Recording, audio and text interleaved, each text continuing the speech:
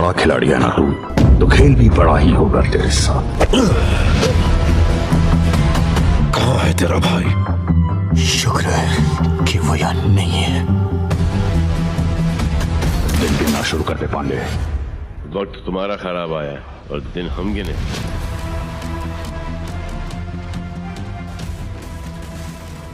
ये कहानी है उत्तर प्रदेश के सुपर कॉप कहे जाने वाले नवनीत सिकेरा की। नवनीत सिकेरा का जन्म 1971 में उत्तर प्रदेश के फिरोजाबाद में हुआ था। वो एक नॉर्मल फैमिली से बिलोंग करते थे। 1966 बैच के आईपीएस अधिकारी और यूपी पुलिस के IG Navneet Sequeira social media पर ना काफी एक्टिव रहते हैं। वो इन सोशल मीडिया साइट्स के जरिए लोगों की कंप्लेंट भी सुनते हैं और उनकी मदद करने के लिए ना हर समय आगे रहते हैं। नवनीत सिकेरा कभी भी एक पुलिस ऑफिसर नहीं बनना चाहते थे। वो हमेशा से पढ़ाई में बहुत अच्छे थे। प्राइवेट स्टडी की बदौलत उन्होंने एक ही बार में आईआईटी का एग्जाम क्रैक कर लिया था। वो हमेशा से एक आईआईटीएन बनना चाहते थे, लेकिन तभी कुछ ऐसा होता है जिससे ना उनकी जिंदगी पूरी बदल जाती है। कुछ ऐसा होता है जिससे नवनीत आईआईटी छोड़कर पुलिस फोर्स में आ जाते हैं। एक बार उनके पिता को कुछ लोग अननोन नंबर से फोन करते हैं और फोन पर उनको जान से मारने की धमकी दे देते हैं।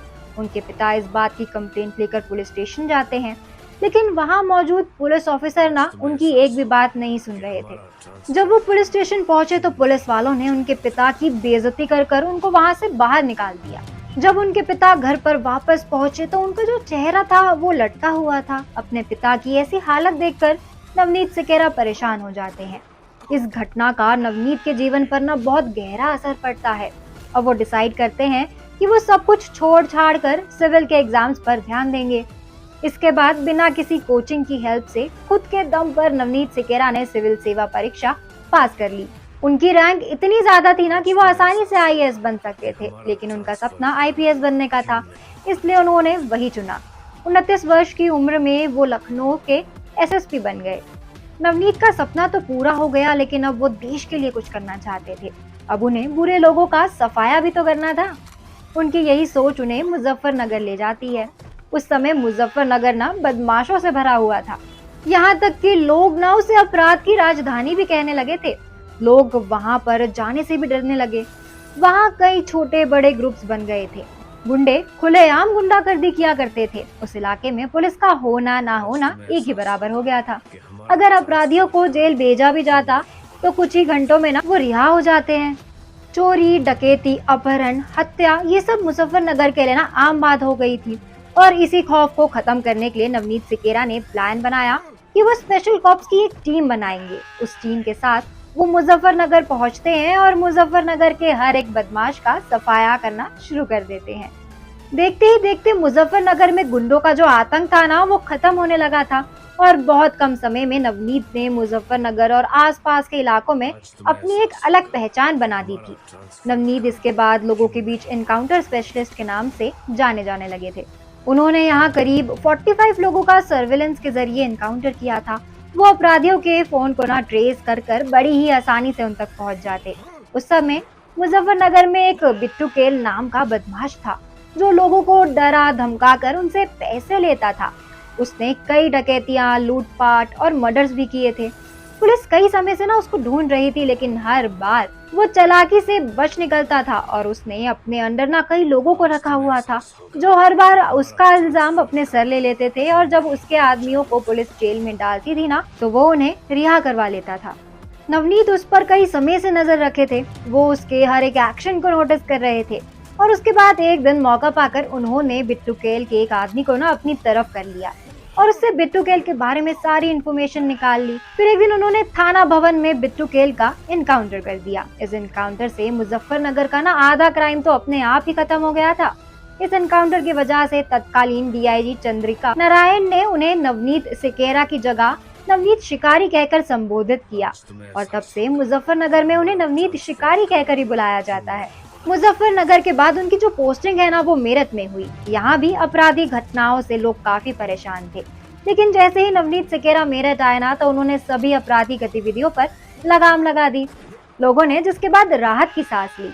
मेरठ के बाद उनका ट्रांसफर लखनऊ में हुआ और यहाँ भी कुख्यात अपराधियों की गिरफ्तारी और एनकाउंटर का उनका सिलसिला जारी रहा। उस समय लखनऊ में ना गैंगस्टर रमेश कालिया का राज चल रहा था। लखनऊ की जनता रमेश कालिया से ना बहुत परेशान थी। पुलिस भी ना उसे काफी समय से ढूंढ रही थी, लेकिन हर बार वो पुलिस की नजरों से ना बचकर निकल जाता था। लेकिन जब नवनीत लखनऊ पहुंचे और उन्हें गैंगस्टर रमेश कालिया के बारे में पता चला ना, तो उन्होंने उसे पकड़ने का एक प्लान बनाया। पूछताछ के दौरान उन्हें पता चला कि 2 दिन बाद गैंगस्टर रमेश कालिया ना एक शादी में जाने वाला है। नवनीत को पता था कि अगर वो पुलिस की वर्दी में उसे पकड़ने जाएंगे ना, तो वो किसी ना किसी तरीके से बच निकलेगा। इसलिए उन्होंने अपनी टीम के साथ शादी वाले कपड़े पहने और बारातियों में घुस गए। और फिर जब रमेश कालिया खाने के काउंटर पर था ना, तो पुलिस बारातियों के रूप में उसे दबोच लेती है। नवनीत सिकेरा अब तक 60 एनकाउंटर्स कर चुके हैं। 2001 में उन्होंने GPS GIS आधारित एक ऑटोमेटेड व्हीकल लोकेशन सिस्टम विकसित किया था। इसके लिए यूपी के उस समय के सीएम राजनाथ सिंह ने उन्हें 5 लाख का पुरस्कार दिया था। इसके साथ ही उन्हें 2005 से 2013 में पुलिस विभाग में उनके योगदान के लिए ना राष्ट्रपति पदक से भी नवाजा गया है। नवनीत सिकेरा के मन में महिलाओं के प्रति हमेशा से इज्जत और सत्कार की भावना रहती थी। वो हमेशा से ही समाज में हो रहे महिलाओं पर अत्याचार के खिलाफ कुछ करना चाहते थे और 2012 में उन्होंने अपने सपने को भी पूरा कर लिया। यूपी सरकार के साथ काम करते हुए नवनीत सिकेरा ने महिलाओं और बच्चों की सुरक्षा के लिए ना एक हेल्पलाइन शुरू की, जिसका नाम है 1090 विमेन पावर हेल्पलाइन। इस हेल्पलाइन से पूरे उत्तर प्रदेश में कहीं भी कभी भी अगर किसी महिला या बच्चे को किसी भी तरह की समस्या होती है, तो वो इस नंबर पर कॉल करके अपराधी के खिलाफ कंप्लेंट दर्ज करवा सकते हैं। नवनीत सिकेरा ने अपनी मेहनत से ना उत्तर प्रदेश में पुलिस शब्द का मतलब ही बदल दिया और ऐसे ही एक बहादुर पुलिस वाले की कहानी दबंग 4 में दिखाई जाने वाली है। तो आपको ये कहानी कैसी लगी, हमें कमेंट करके जरूर बताएं। आज के लिए बस इतना ही। अब मैं पूर्णिमा लेती हूँ आप सभी से इजाजत। ये वीडियो पसंद आया हो तो इसको लाइक और शेयर करें, साथ ही सब्सक्राइब करना ना भूलें बॉलीवुड राज स्टूडियोज को।